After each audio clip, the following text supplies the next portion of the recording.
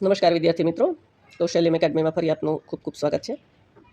આના આગલા વિડીયોમાં આપણે પાકડીના મૂલ્યાંકન ચેપ્ટરમાંથી HSC બોર્ડમાં જે વિભાગ બીમાં પ્રશ્ન પૂછાય છે એનો એક વિડીયો જોયો. આ વિડીયોમાં આપણે બાકીના પ્રશ્નો જોઈશું. આની પહેલાંના વિડીયોમાં વિભાગ એ અને તમામ પ્રકારની પાકડીના મૂલ્યાંકનની પદ્ધતિઓ છે એ બધી શીખ્યા છીએ. હવેના વિડીયોમાં આપણે દાખલાની પ્રેક્ટિસ કરીશું. તો આ વિડીયોમાં આપણે બાકીના પ્રશ્નો જે છે એ જોઈ લઈએ. આગળના વિડીયો તમે જોઈ લીધા હશે તો આ બધા જ પ્રશ્નો તમને આવડતા જ હશે, બરાબર છે. તો શરૂ કરીએ.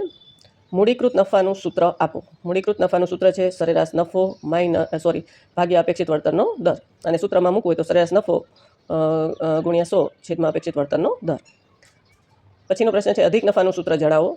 અધિક નફો એટલે સરેરાશ નફો માઇનસ અપેક્ષિત નફો. મૂડીકૃત નફો એટલે શું? મૂડીકૃત નફો એટલે ખાસ વિદ્યાર્થી મિત્રો યાદ રાખજો, અપેક્ષિત વળતરના દરના આધારે સરેરાશ નફાની મૂડીકૃત કિંમત. બરાબર, અહીંયા આપણે સૂત્ર મૂક્યું છે. બરાબર, તમે જો સૂત્ર યાદ રહીને સૂત્ર મૂકો તો પણ જવાબ સાચો જ છે. બરાબર. પાકડીના મૂલ્યાંકનને અસર કરતા પરિબળો, 4 પરિબળો પૂછ્યા છે. ધંધાનું સ્વરૂપ, સ્થળ, સ્થિતિ અને ધંધાના વર્ષો અથવા મુદત. મિત્રો આપણે સૌથી પહેલાં થિયરીના વિડીયો જે કર્યો છે એમાં પાકડીના મૂલ્યાંકનને અસર કરતા બધા જ પરિબળની વિગતે છણાવટ કરેલી છે. તો આપણે વિડીયો જોઈ લેજો. બરાબર છે.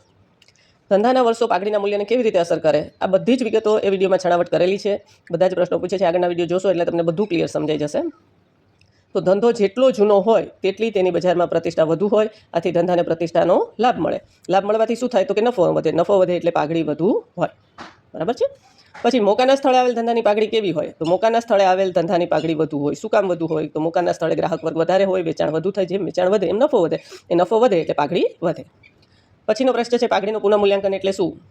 તો પુનઃગઠનના સમયે મિલકતો અને દેવાના પુનઃમૂલ્યાંકનની સાથે પાઘડીનું નવું મૂલ્ય નક્કી કરવામાં આવે છે. તેને પાઘડીનું પુનઃમૂલ્યાંકન કહે છે. બજારની સ્થિતિ પાઘડીના મૂલ્યને કેવી રીતે અસર કરે છે? આ બધી જ વિગતો આપણે જોઈ છે. મારો ખાસ આગ્રહ છે કે પાઘડીને અસર કરતા પરિબળોનો જે વિડીયો મૂક્યો છે ખાસ જોજો. એમાં બધી જ બાબતો વિગતે છણાવટ કરેલી છે. તો બજારમાં ઇજારાશાહી હોય અથવા મર્યાદિત હરીફાઈ હોય તો બજારની સ્થિતિમાં પાઘડીના મૂલ્યમાં વધારો કરે. કઈ રીતે કે એને કોઈ પણ ગ્રાહક વર્ગ છે એનો નિશ્ચિત છે, ગ્રાહક વર્ગ બીજે ક્યાંય જવાનો નથી, એની પાસે જ આવશે એટલે એનું વેચાણ વધે. અને બહુ હરીફાઈ ન હોય એટલે શું થાય, જે વસ્તુની કિંમત છે એ પણ મોટા ભાગે ઉત્પાદક કે વેચનાર નક્કી કરી શકતો હોય છે. જ્યાં પૂર્ણ હરીફાઈ હોય ત્યાં વસ્તુની કિંમત બજાર નક્કી કરે છે. બરાબર છે. એના પછી છે સરેરાશ નફો એટલે શું? તો સરેરાશ નફો એટલે ધંધાના પાછલા અમુક વર્ષોની સરેરાશ. બરાબર. એના પછીનો પ્રશ્ન છે સરેરાશ નફાનું સૂત્ર આપો. તો સરેરાશ નફો બરાબર કુલ નફો છેદમાં વર્ષોની સંખ્યા. પછીનો પ્રશ્ન છે સરેરાશ નફાની પદ્ધતિમાં પાઘડીનું સૂત્ર આપો. તો સરેરાશ નફો ગુણ્યા ખરીદીના વર્ષોની સંખ્યા. ખાસ યાદ રાખો, પાઘડીનું સૂત્ર મૂડીકૃત નફાથી પાઘડી ગણવાની છે એમાં જ અલગ પડે છે. બાકી સરેરાશ નફો, ભારિત સરેરાશ નફો અને અધિક નફો એના દ્વારા પાઘડીનું જે ગણતરી છે એ આ જ છે, ખરીદીના વર્ષોની સંખ્યા. બરાબર. પછી છે સરેરાશ નફાની પદ્ધતિમાં પાઘડીની ગણતરીમાં કઈ ધારણા કરવામાં આવે છે? તો અહીંયા એવી ધારણા કરવામાં આવે છે કે નજીકના ભવિષ્યમાં નફામાં સમગ્ર રીતે કોઈ ફેરફાર થશે નહીં.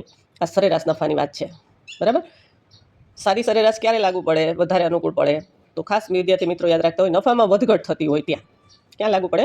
નફામાં વધઘટ થતી હોય ત્યાં સાદી સરેરાશ પદ્ધતિ વધુ અનુકૂળ પડે. પછી છે સરેરાશ નફાની પદ્ધતિની ખામીઓ જણાવો. તો નફાના વધતા કે ઘટતા વલણને ધ્યાનમાં લેવાતું નથી. બરાબર. ખાસ યાદ રાખજો, નફાની વધઘટ હોય ત્યારે સરેરાશ નફાની જ પદ્ધતિ લેવાય છે, પણ નફાના વધતા કે ઘટતા વલણને ધ્યાનમાં નથી લેવાનું. શા કારણે નફામાં ફેરફાર થયો છે? બરાબર. બીજી ખામી છે કે ધંધામાં રોકાયેલી મૂડીને ધ્યાનમાં નથી લેવાતી. કે ધંધામાં કેવડું ઇન્વેસ્ટમેન્ટ છે, ઇન્વેસ્ટમેન્ટ ઉપરથી ખ્યાલ આવે. બરાબર. નાનકડો ધંધો હોય ને એને બીજા ધંધા સાથે સરખાવે તો નફામાં ચેન્જ હોવાનો જ છે, નફામાં ફેરફાર હોવાનો જ છે. એટલે આ બે ખામી છે નફાની સરેરાશ પદ્ધતિ જે છે એમાં. કે એક તો નફાનું જે વલણ છે એ ધ્યાનમાં નથી લેવાતું, નફો વધ્યો તો કેમ કે ઘટ્યો તો કેમ. અને બીજું છે એની રોકાયેલી મૂડીને ધ્યાનમાં લેવામાં આવતી નથી. પછી છે ભારિત સરેરાશ નફાનું સૂત્ર આપો. તો ભારિત સરેરાશ નફો બરાબર કુલ ભારિત નફો છેદમાં કુલ ભાર. પછીનો પ્રશ્ન છે ભારિત સરેરાશ નફાની પદ્ધતિમાં પાઘડીનું સૂત્ર આપો. આપણે આગળ પણ વાત કરીએ જ રીતે, ભારિત સરેરાશ નફો ગુણ્યા ખરીદીના વર્ષોની સંખ્યા. ભારિત સરેરાશ નફો એટલે શું? તો જુદા જુદા વર્ષોના નફાને ભાર આપીને શોધવામાં આવતી નફાની સરેરાશ. ભારિત સરેરાશ નફો પૂછ્યો હોય અને તમને થિયરીમાં ન ફાવે અને તમે સૂત્ર ફાવતું હોય તો તમે સૂત્ર પણ મૂકીને જવાબ આપી શકો છો. બરાબર.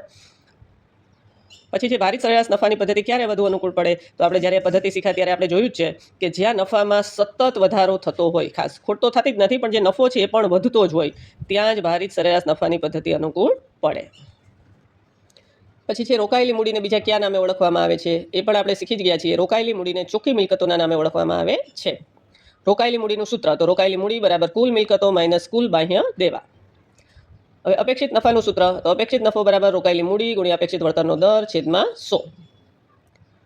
આ હવે તો તમને મોઢે જ થઈ ગયું હશે અપેક્ષિત નફાનું સૂત્ર. પછી છે કઈ પેઢી પાઘડી ધરાવે છે તેમ કહી શકાય. વિદ્યાર્થી મિત્રો ખાસ ધ્યાન રાખો, આપણે થિયરીના વિડીયોમાં આગળ આ બધી જ વસ્તુની ચર્ચા કરેલી છે કે જે પેઢીને પોતાની પ્રતિષ્ઠા હોય, ખાસ પ્રકારનો સ્થિર ગ્રાહક વર્ગ હોય કે એ ક્યાંય જવાનો નથી, અન્ય કારણોસર કરતાં સામાન્ય પેઢી કરતાં વધુ નફો કમાવાની ક્ષમતા ધરાવે છે. અન્ય કારણોસરમાં એની પાસે લાયસન્સ હોય, અથવા તો એને ઇમ્પોર્ટ એક્સપોર્ટનું લાયસન્સ હોય, કોઈ કોપીરાઇટ હોય, કોઈ વસ્તુના પેટન્ટ હોય, આવું કંઈ પણ હોય તો એ બીજી પેઢીઓ કરતાં વધારે એનો નફો કમાવાની ક્ષમતા હોય, તો એ પેઢીને પાઘડી વધુ હોઈ શકે. બરાબર છે. તો વિદ્યાર્થી મિત્રો, બી વિભાગના HSC બોર્ડમાં જે વિભાગ બીમાં 1 માર્ક્સનો પ્રશ્ન પૂછાય છે એ આપણે આમાં જોયા. લગભગ બધા જ પ્રશ્નો આવરી લેવામાં આવ્યા છે. વિભાગ એ અને બી આપણે કમ્પ્લીટ કરીએ છીએ. બ્લુપ્રિન્ટ મુજબ વિભાગ એ અને વિભાગ બી આ 2 કમ્પ્લીટ થાય છે. હવે આપણે જે વિભાગ ડીમાં 2 દાખલા પૂછાય છે 4-4 માર્ક્સમાં, એની પ્રેક્ટિસ હવેના વિડીયોમાં કરશું. આ વિડીયોમાં અહીં સુધી રાખીએ. કૌશલ્યમ એકેડમીને સબસ્ક્રાઈબ કરી દેજો, લાઇક કરજો અને તમે કોમેન્ટ કરજો તો મને ખ્યાલ આવે. બરાબર છે. કોણ કોણ જુઓ છો, ક્યાંથી જુઓ છો. આજે 2-3 બહેનો મહિલા એમણે મને કીધું કે અમે જોઈએ છીએ, તો તમે કોમેન્ટ કરો તો મને ખ્યાલ આવે. અને ક્યાં ન સમજાય એવું હોય અથવા તો વધુ સારી રીતે કંઈ બનાવી શકાય એવું સૂચન હોય તો તમે મને કહી શકો છો. આ વિડીયોમાં અહીં સુધી રાખીએ. હવે નવા વિડીયોમાં આપણે વિભાગ ડીના દાખલામાં મળીએ છીએ. બરાબર, 4-4 રીતના દાખલાની આપણે પ્રેક્ટિસ કરશું. તો આ વિડીયોમાં અહીં સુધી રાખીએ. અસ્તુ.